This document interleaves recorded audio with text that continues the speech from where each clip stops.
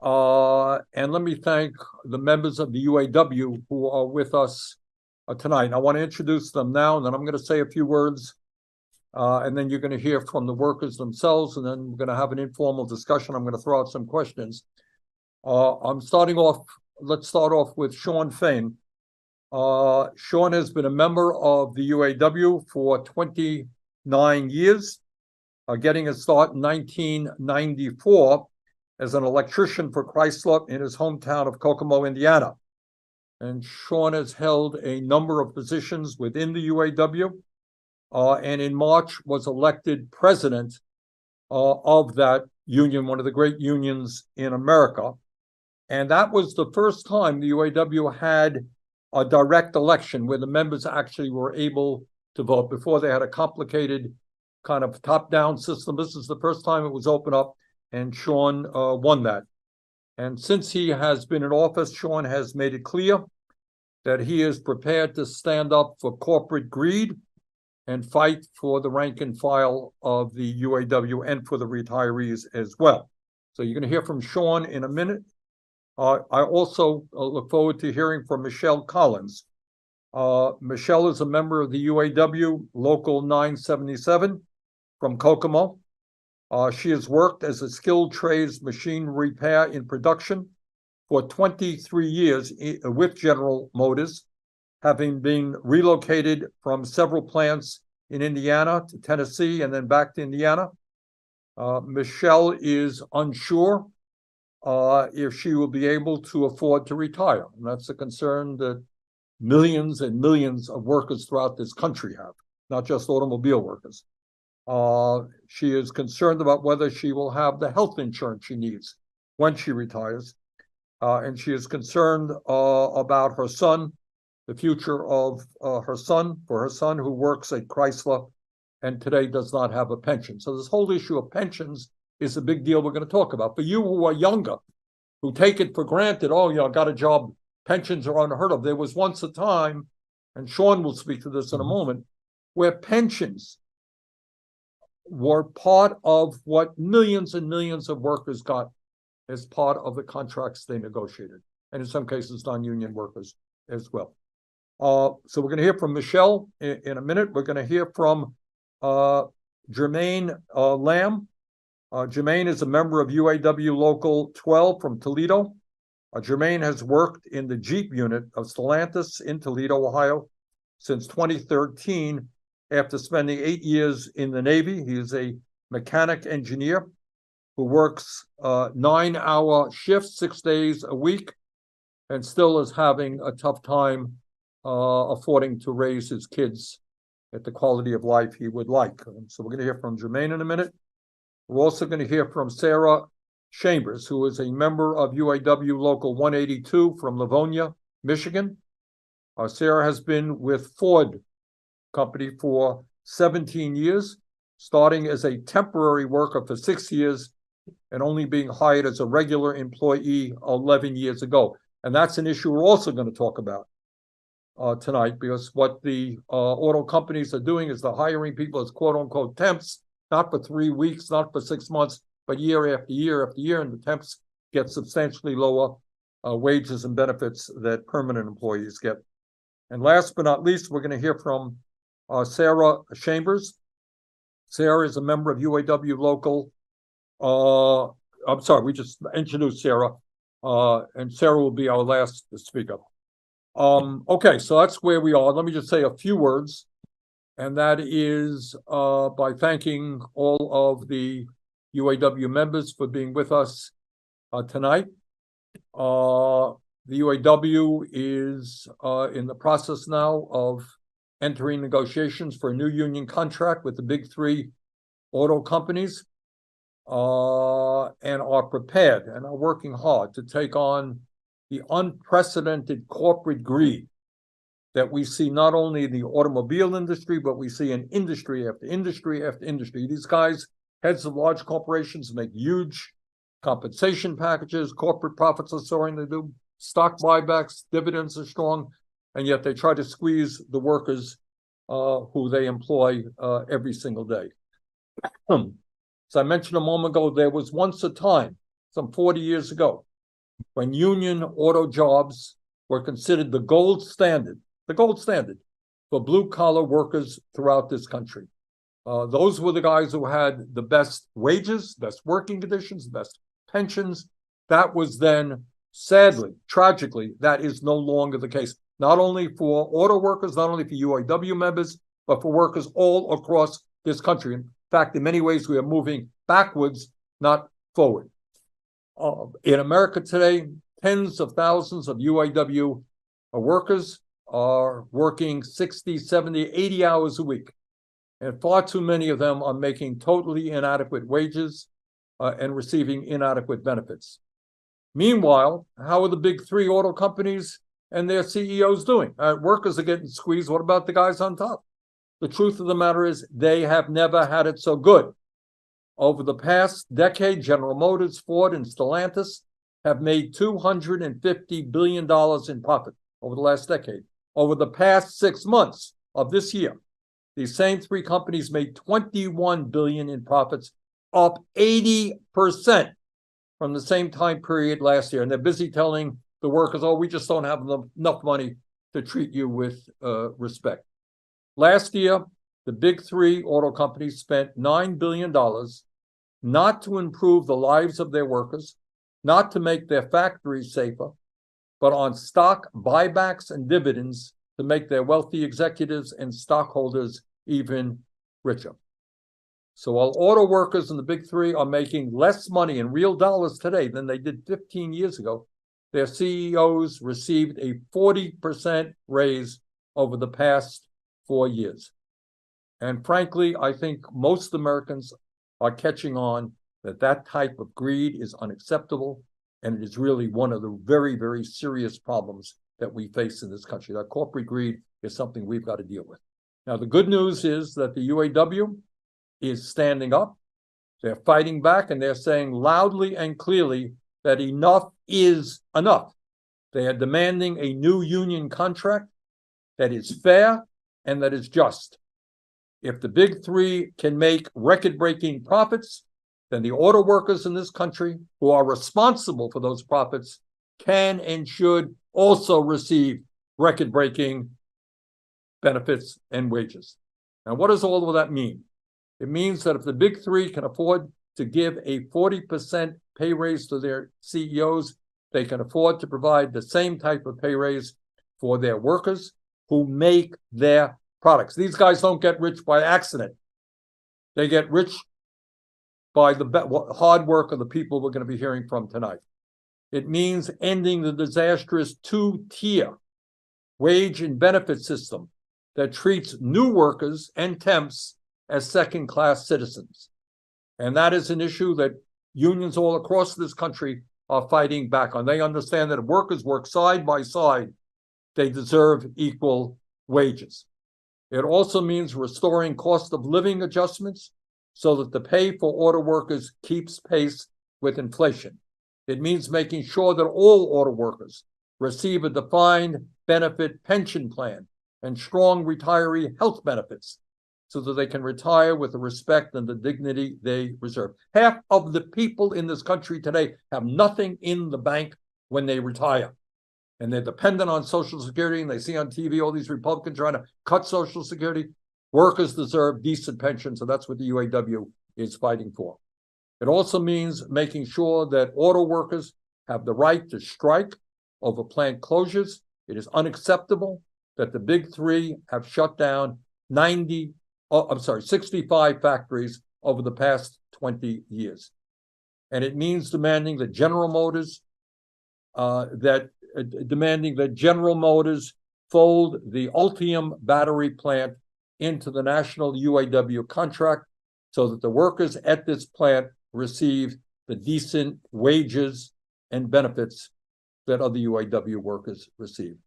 So that is where we are right now.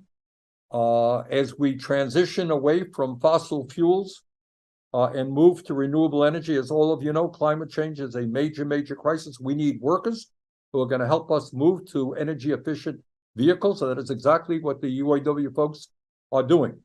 So we believe that if the federal government is putting money into plants that are producing products that will help us transition to sustainable energy. The federal government is putting money into those plants. Those companies have got to provide their employees with decent wages and benefits. You can't take federal money and then provide starvation wages to your workers. So with that, those are some of the issues out there. I know Shawn has a lot more to say. So let me introduce Shawn Fain, the newly elected president of the UAW. Shawn, thanks so much for being with us and for the great work you are doing. As always, thank you, Barney, and welcome. And on behalf of our membership, on behalf of our bargaining committees, on behalf of our leadership, on behalf of the UAW in general, I just want to say, that we're organized right now like we've never been, and we have one objective here, and that is to fight corporate greed. Recently, it's ironic. I've heard talking heads saying our contract demands are class warfare. That's laughable. I see you laughing already, Bernie. I am laughing because that is what we have experienced for 40 years, except the wrong class keeps winning. And it's time now for the working class to move forward. You bet. And that's where I was going with this. They are right. Class warfare has been going on for 40 years, and the rich keep getting richer and the middle class keeps disappearing. And, what that's led to is we have an economy now, a world now where 26 billionaires, 26 people have as much wealth as half of humanity. And we have the big three CEOs who in just the last 4 years alone have increased their salaries by 40%. Their salaries were already way out of control. And it is shameful that as we speak today, the GM CEO, with 1 week of her salary, she is making what a newly hired worker at Altium Battery Plant in Lordstown, Ohio, they would have to work 16 years to make what she makes in 1 year or 1 week. 16 years of work to make what the CEO makes in a week. It is criminal what's going on. So we have a crisis in this country, and it's time the working class gets their share. And I heard it said recently, one of my favorite quotes I've heard in the last few months, that companies want to socialize their losses in bad times and privatize their gains in good times. And it's never been more evident in the big three. In the worst of times during the economic recession, the UAW workers were blamed for the brunt of everything that was wrong with these corporations. And that was a complete falsehood. It was a lie. And back in those times, our workers took the brunt of all the sacrifices that were made. And yet here we are 14 years later, after a decade of high profits and continued record profits, in the best of times, now we're being called greedy because our workers just want their fair share of the fruits of their labor. It's criminal. So, our members have sacrificed in the bad times, and we've continued to regress in the good times. So, as you said earlier, in the last 10 years, the big three have recognized over $250 billion in profits. And as you've seen by last week's reports, the profits are still going up. Big three CEO pay has been going through the roof, and our worker pay has remained stagnant. So, our key issues in this round of bargaining, ending tiers of our workers is one of the things that we're trying to do. And what those are, for people that don't understand what tiers are, we have temporary workers who make extremely low pay. They have no guarantee they'll ever be full-time. We have workers that hired in. Once you get full-time after you're a temporary worker, you go to full pay, or I'm sorry, it takes you 8 years to get to full pay. So 8 more years of work to get to full pay. So, and then we have our traditional workers who hired in before 2007 that are at full pay, that have pensions, that have post-retirement health care. But the majority of our workers in the big three, more than half at all the big three workers, do not have a pension and do not have post-retirement health care.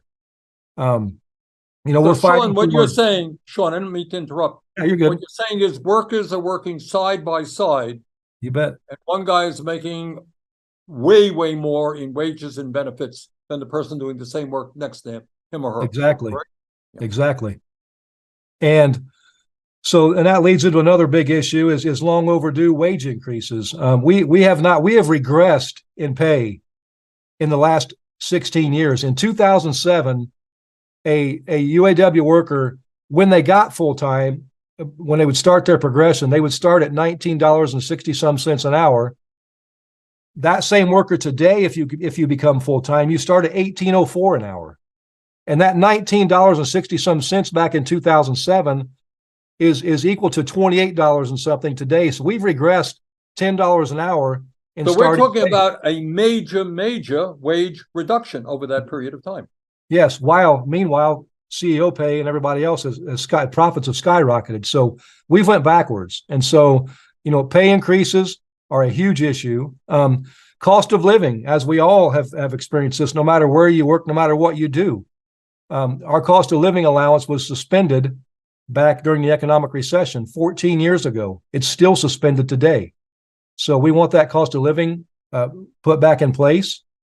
And as I already talked about, retirement security for the majority of our members. We all know, retirement insecurity is one of the biggest issues facing our country nowadays. And pensions were a great pathway to help with retirement security. And it's shameful, that all the talking heads, all these people that speak so terribly of members and of workers wanting their fair share and wanting to have security at the point that they're, as Walter Reuther would say, too old to work, but too young to die. It's shameful that we're villainized for that. That is those are quality of life issues. Another big issue, of course, job security. And as Michelle and Sarah will be talking to you shortly, they can tell you their experiences. Plants, the big three have closed over 65 plants in the last 20 years. Most of those plant closings have happened in the best of times, not because of sales were down, not because they couldn't afford it, just because they chose to send jobs somewhere else so they can make more money and get more stock buybacks and make more money for themselves. The workers deserve to have job security.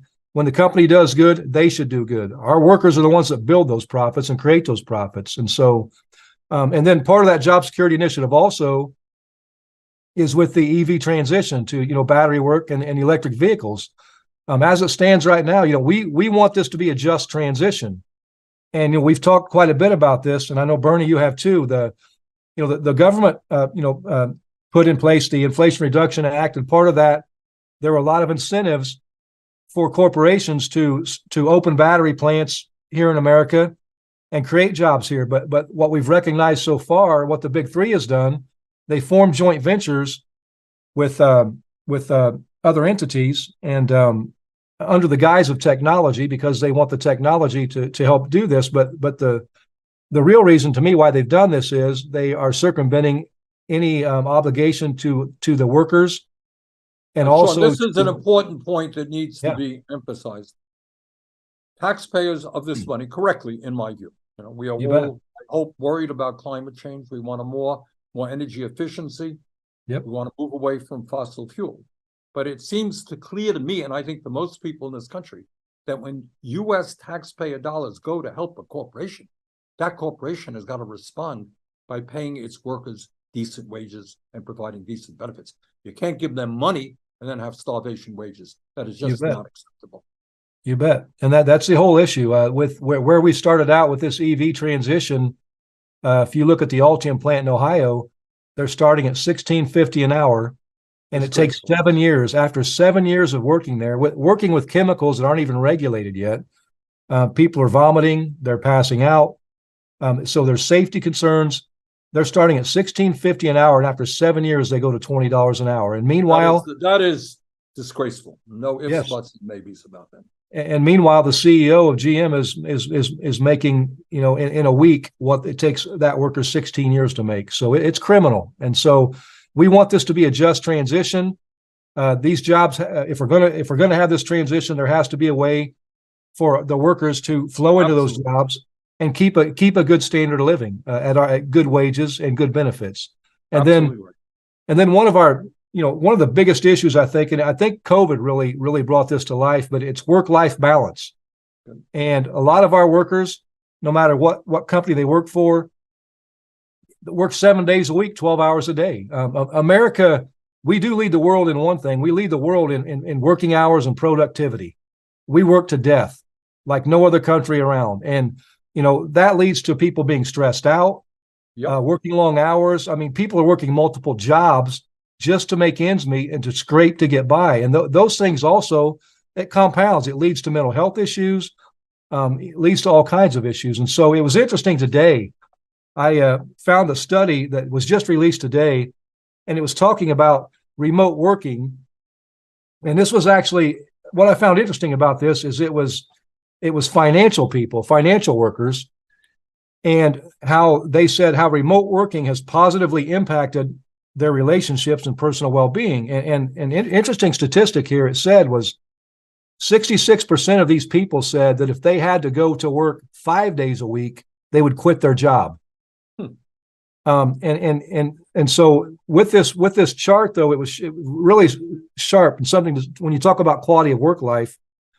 The percentage of these respondents who credited working remotely with improvements in these areas, 75% on average said their relationships with their children was improved by being able to work from home. 65% said their relationship with their partner or spouse had improved. Relationships with their friends, their coworkers, their community, even their managers had improved by over 50%. I don't mean to interrupt you, but you're absolutely right.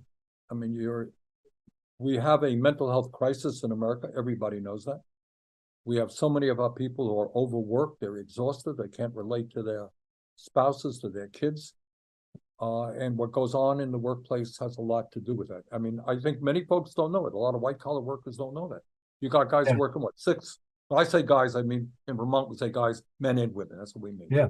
We're working 6-7 days a week, right? And You during bet. COVID, I suspect you probably had some pretty crazy hours. Is that right? Yep, you bet. Okay.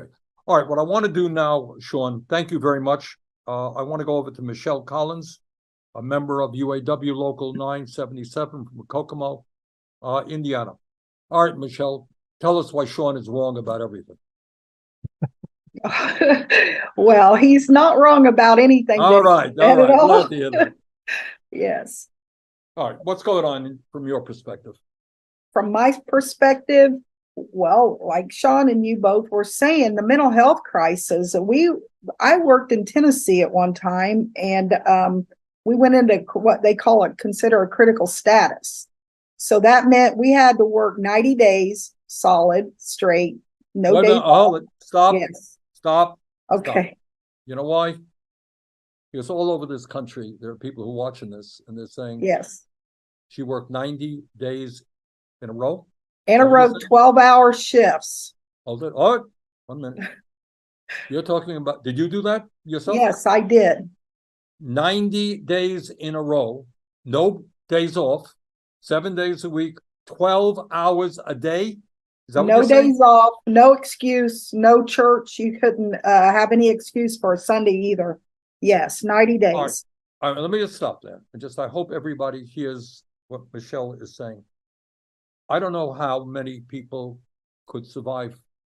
I mean, that is pretty crazy stuff. 7 days a week, 12 hours a day in the middle of this is COVID time? No, it was before COVID. We were in a launch. It was in 2016. All right. I don't know. You tell me what happens to people's mental health. I could not survive that.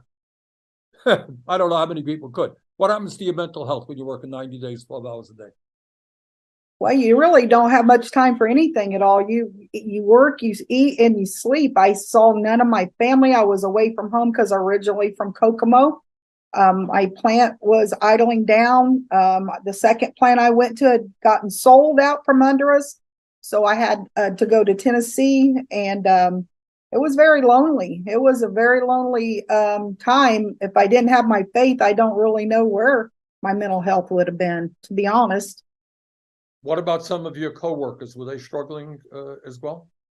Yes, they were struggling. It was very hard to stay up that many hours at work. The difference with me, I was in skilled trades, so I wasn't tied to a line where I was constantly doing the repetition. But we were in a launch though, so everything was an emergency on everything. So we were constantly running. Actually, I had to have shoulder surgery during that time because they wanted us to hurry, get this done. And I was trying to change some filters and my shoulder snapped on me. So yeah, we go through a lot in the factories that a lot of people don't understand. I know they said I had 23 years, but this month at the 19th, I will have 24 years in. I've had 2 carpal tunnel surgeries on my right hand, left hand. I had elbow surgery and both my shoulders have been operated on because of factory work. So Well, it wears on you. Thank you for relaying that, because I think most Americans do not believe that in the year 2023 or 2022, whatever it was, that we have working people in this country working 7 days a week, 12 hours a day for 90 days. I doubt that many people actually believe that. It sounds so crazy, but well, once we got out of the critical status, it still was 6 days that you'd work. We'd get 1 weekend off a month, and that's pretty common at General Motors. Well, you know what? I think people hearing that story will tell Shawn, you know what? You ain't asking for enough. They owe you big time. Right. All right, Michelle, let me now go to Jermaine, if I might. Jermaine, what's your perspective on what has happened, what's happening, where you would like the union to go, and where you would like the auto companies to be treating workers? Whoop, whoop, whoop. You're on. Can't hear you. There you go. All right. I'm sure you made a brilliant statement, but nobody heard it. All right. So from my perspective, I've been there since 2013. That come up on 10 years this year. So I've been there just over 10 years. Speaking on some of the veteran employee perspective, since I've been there and we had the contract in 2019, these guys have only received $3.50. If you want to add it over 10 years, 35 cents a year. And that's since I've been there. I don't know if they got a raise since before then. We all heard about the 2007 bankruptcy that, the big three went to, and, they went to the American people and was bailed out for that. They also lost COLA, during that time. Most of us, which is myself, the 13th, as we call it in Stellantis, because that's when a big portion of us were hired in, there's no pension. There's no outlook on the future of what's really next for us. Yeah, we have a 401, K, that the company provides 6.4%. But, at the end of the day, is that going to really be enough to sustain and retire on? We also have, guys, like I said, who's been there before that didn't receive their full status and that didn't get a pension, that were from 2001 and 2007 and wasn't granted full-time employment until 2013. So those years they weren't even accredited for. So somebody like myself who only have 10 years, they may have a little bit more seniority than I do, even though they may have 20 some years at the plant. Another thing is, at the plant I'm at now, we have people that was brought in from the Belvedere plant who was uprooted from their families, whether they had, businesses there, whether they had, family there, and some have ultimately had to quit due to the inconvenience of not having family to, help them with their children and things like that. Then we also have TPTs there as well, who sometimes they're there 5 days a week, then they go down to 1 day a week, and they're on this roller coaster ride where, they don't know. Say that again. So you're working there, and somebody could be told they're going to work 1 day in a week. With the TBTs, some of them are on 5 days. Then when they really need them, when it's they want their numbers, they're there 5 days a week. Then when they want to slow them down, they're down there 1 day a week, and but they want them to hold this as their primary place of employment. So some of them try to get a second job, and they run into issues with attendance, and they end up getting let go. So. And then they, bring in a whole nother group of them, and you watch this cycle repeat itself time and time again, with no future of ever being hired in. So, you see the frustration there, you see the anxiety, the depression, these people not really knowing, what they're going to do. We've had, seniority people even leave because there's no guarantee in the future of what's really next for them there. Okay. So. All right, Jermaine, thanks very much. And now let's hear from Sarah Chambers, who is a member of UAW Local 182 from Livonia, Michigan. She's been with the Ford Company for 17 years, starting off as a temporary worker and then becoming a full-time worker. Sarah, thanks a lot for being with us. So what is your sense of what's going on? So I think it's important to capture kind of like what Michelle was saying and Jermaine was saying. Fain had mentioned, Shawn had mentioned 8-year growing. Okay. So I hired in 2006 as a full-time temp. I hired in for a new company. That new company walked away in 2008 when the economy took a crash, and we kind of sat in limbo until 2012.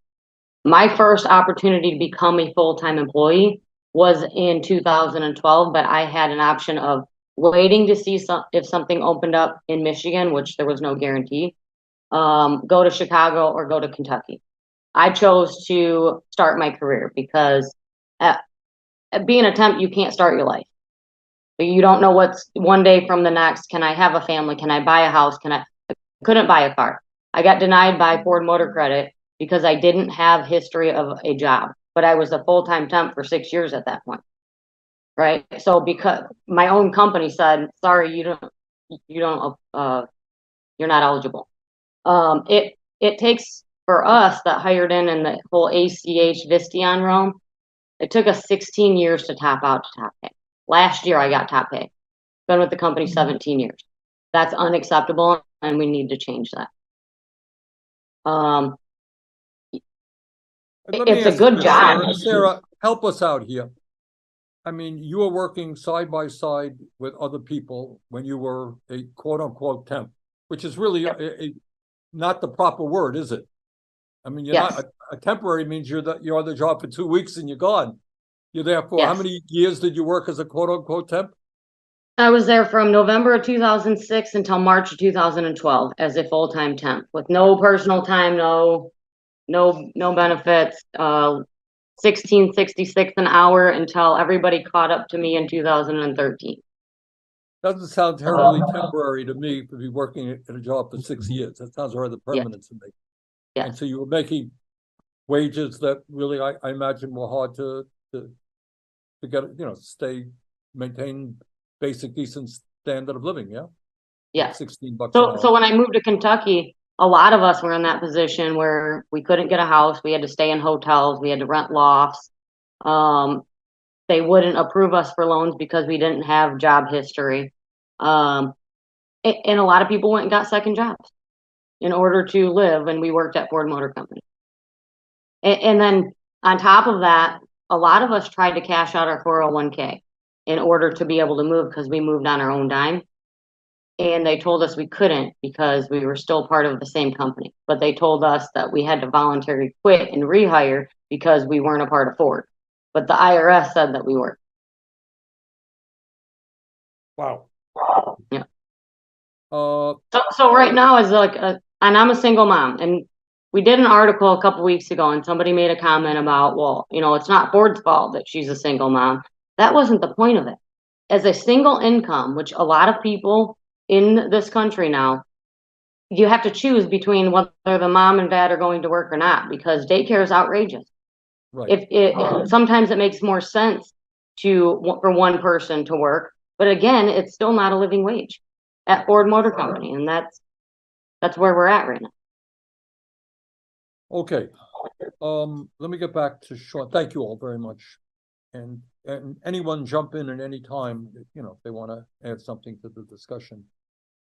Shawn, I am perceiving, I think the story that these three folks are talking about probably is what many thousands of your members are talking about as well. You're talking about a two-tier system. You're like a temporary worker for 6 years. You're talking about people who have no retirement benefits. We're talking about people whose jobs have not seen any real wages, but in fact have gone down really substantially. And I want to say something to people out there who are not members of the UAW, who are not members of unions. What these guys are fighting for will impact your life. Because if they, with a strong union, are getting ripped off, you ain't going to get nothing. And if they can fight for decent wages and benefits for their members, that's going to raise the level for the entire working class of this country. So these guys are not only fighting for themselves, they're fighting for every worker in America. Shawn, how did we get into this situation where the CEOs make exorbitant salaries, where the company makes record-breaking profits, and where workers in the automobile industry and real inflation accounted for dollars making less than they did, 30, 40 years ago? How did that happen? Well, I mean, I think it's several factors playing into it, but I mean, naturally, laws changed, things happened. I mean, corporations were allowed to raid pension funds. Then they didn't put the money back in, and then they talked about legacy costs being a problem, and trade laws that are very unbalanced came into play, and naturally, corporations, went to exploit cheaper labor and cheap, countries that have no environmental restrictions and poisoning the environment further, and there's a whole plethora of problems. And on top of that, just to be upfront, I mean, a lot of our leadership in organized labor and the UAW particularly had been complacent. I mean, they rested on the laurels of the Walter Reuther's and the leaders of the past that fought the battles, my grandparents' generation, that changed and raised the standard for everybody. So it's a culmination of several things, but at the end of the day, corporate greed rules the day, and it has for the last 40 years. And it's our obligation, and I say this all the time to our membership and to our leadership. That is our obligation. That's our charge as labor leaders, is to fight this and to fix this, not just for ourselves, but for the entire working class. That's right.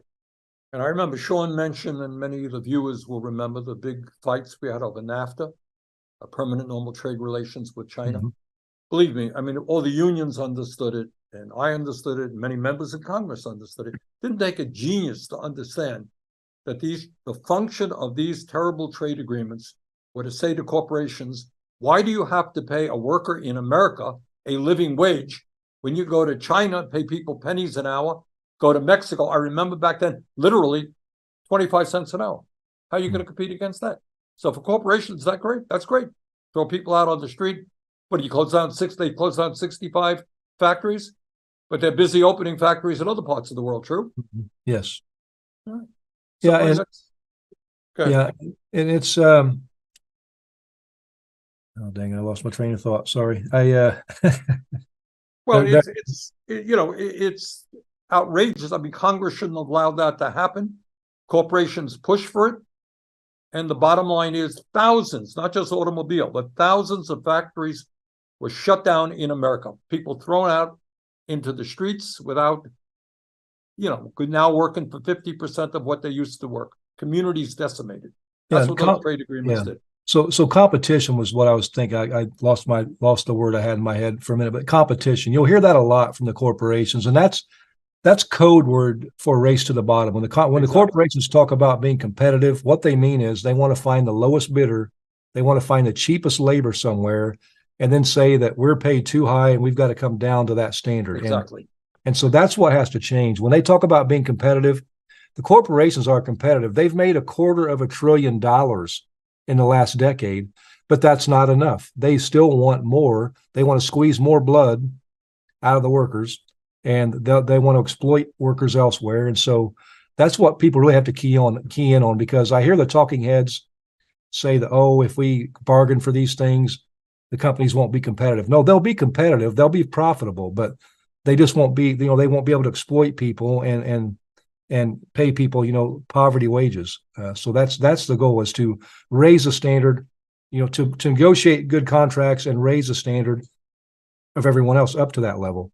Right. Exactly. Can we get back to negotiating based off the profitability of each company versus what they want to pay us? That's what my goal is. Mm-hmm. you know, these guys, their greed has no end. And I Mhm. think Sean's point of a moment ago is exactly the right point.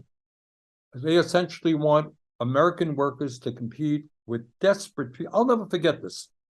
Years ago, I went to Mexico as part of a congressional delegation. Never forget this. It wasn't auto industry. It was electrical. I think it was General Electric. Mhm. And you go to this place near the border, not far from the border, and you see these beautiful new factories. And it was not just American companies, European companies, beautiful factories.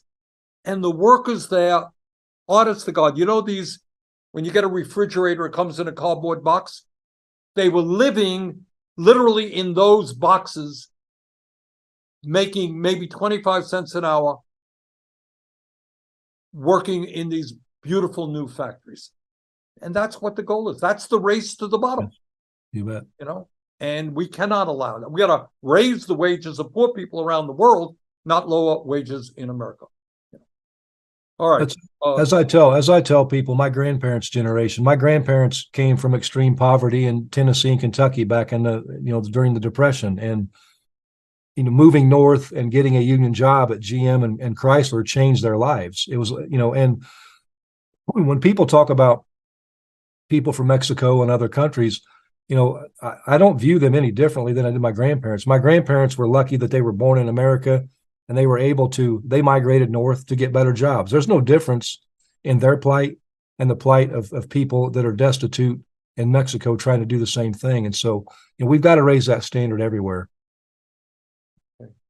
Jermaine, why don't you jump in? How are your coworkers, feeling about their job situation now? What do they want to see?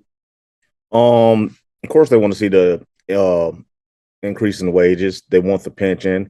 Like I said, there's a lot of uncertainty into their future. You got some of the retirees that, even some of the people that I've known that have retired, they always ask, what's going to be in the contract? Is there going to be anything in there for the retirees? Because as we know, as they talk about inflation, things have gone up from food to gas to the even cost of living. The market rate for housing has gone up.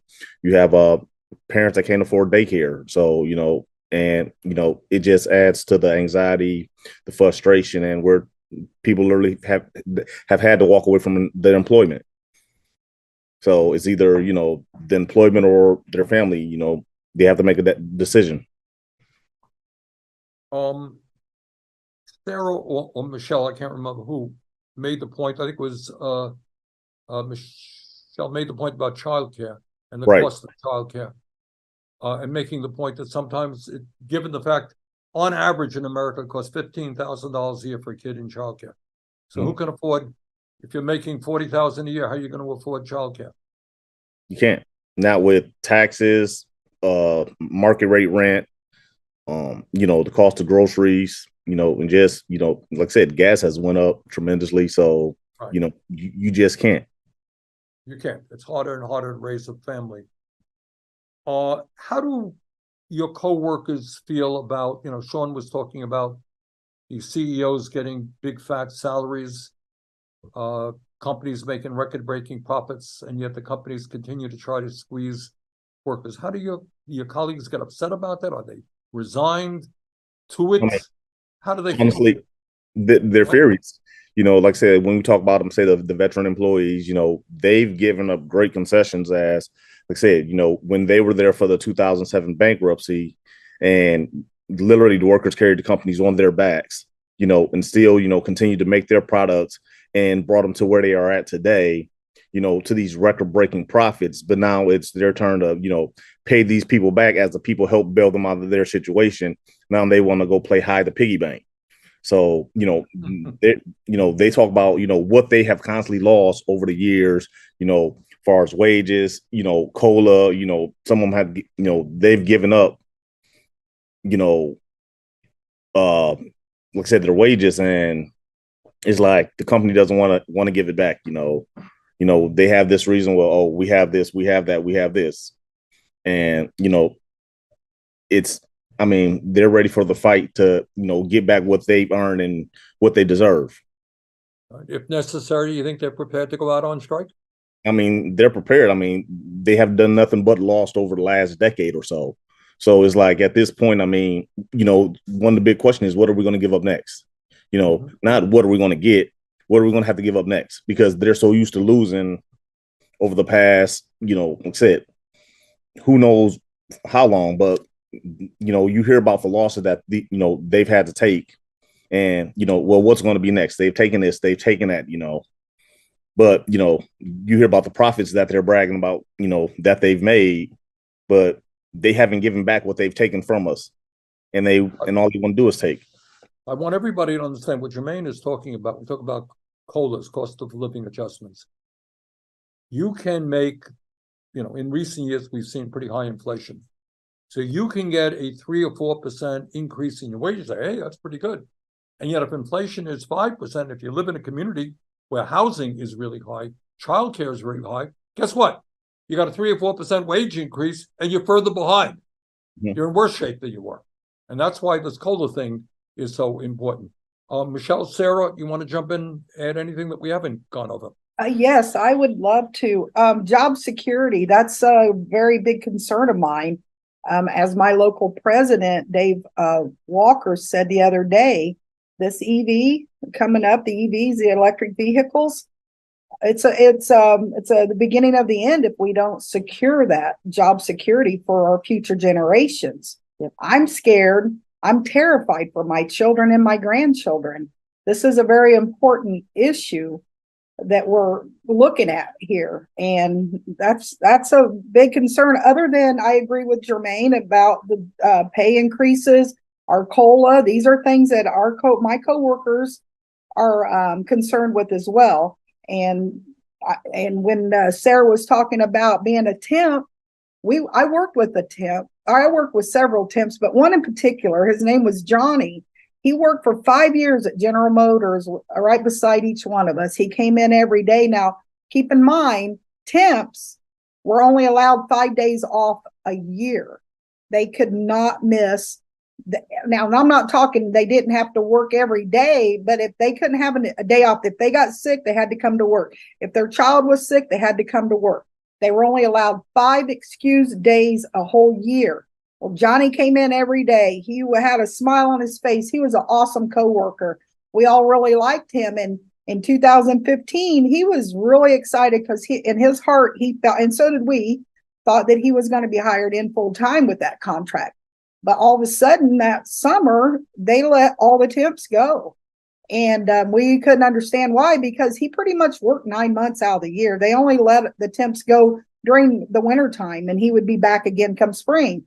And we didn't understand why. And when you look at that contract in 2015, you had to be, as a temp, you had to be there at General Motors within 90 days of the contract being ratified. So you get rid of all the temps. 2015, they're like, okay, we'll make the temps in progression employees. Well, if the temps aren't there in that 90-day time frame, they had to start all over again.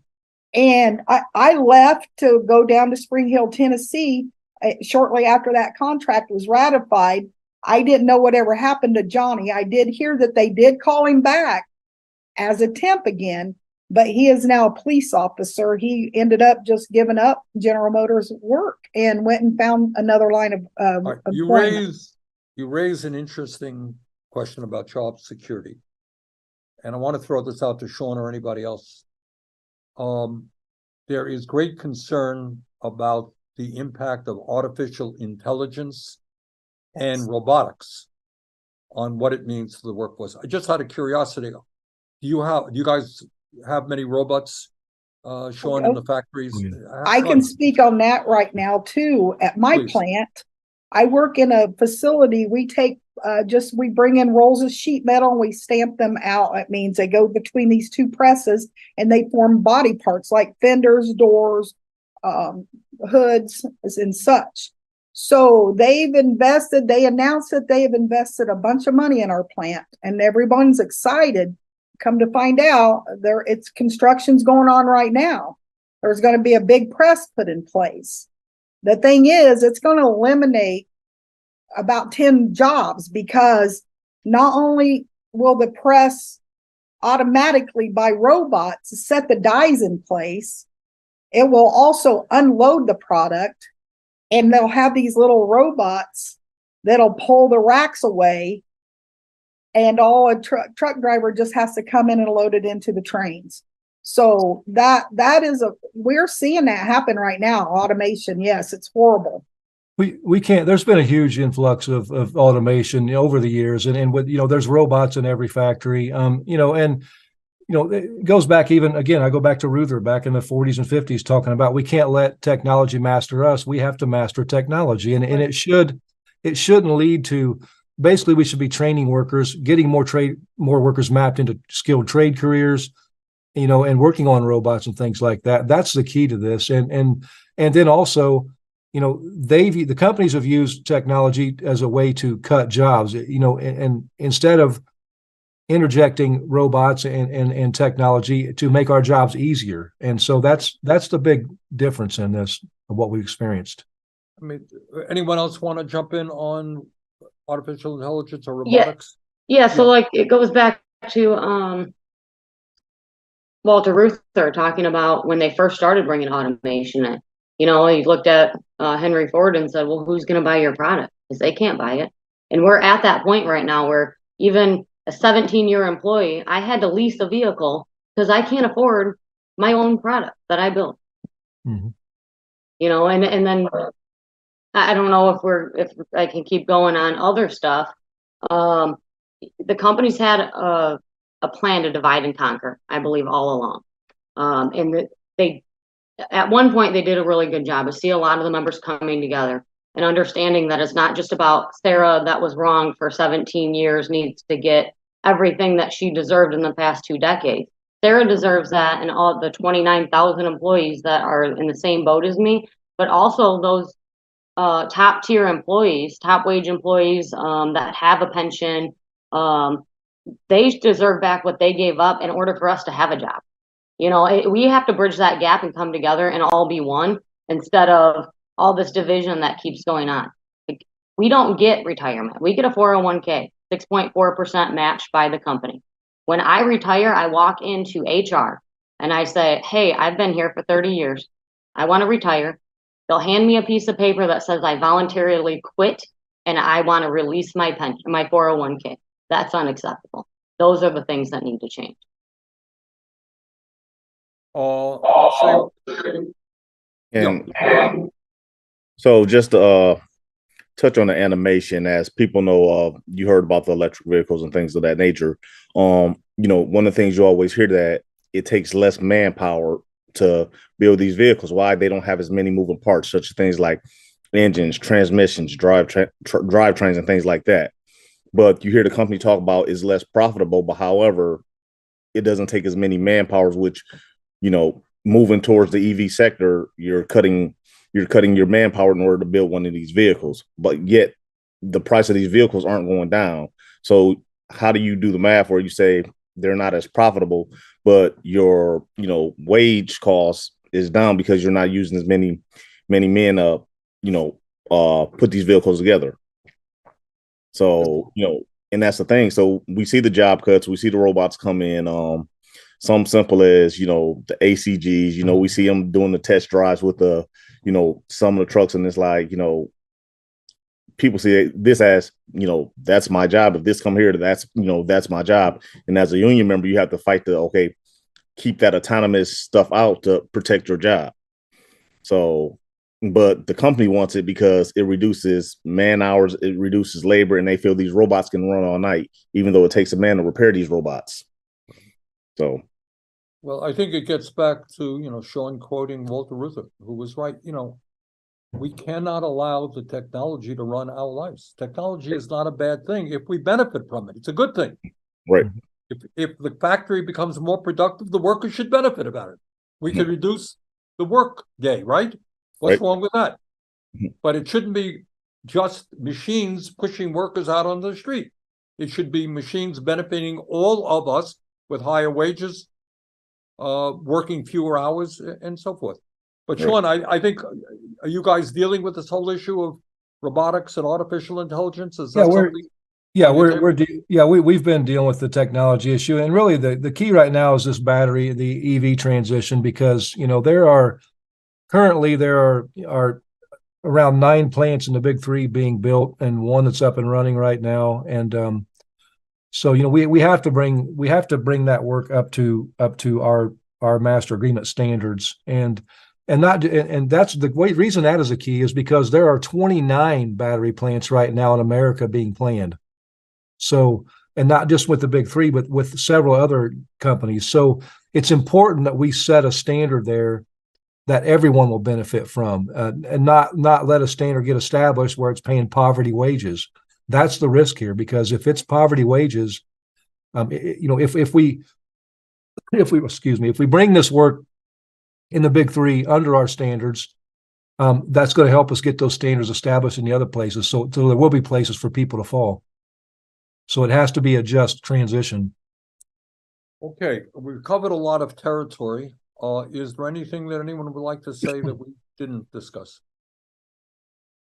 Sarah, I would just say, we do have an online petition for everyone to show support. There should be a QR code on the screen that will take you to it. And oh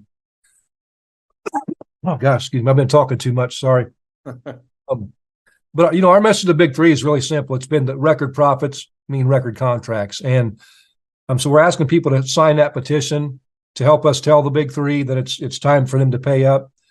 And if people are feeling really inspired, we also have a way for them to call and leave a voice message for the big three CEOs.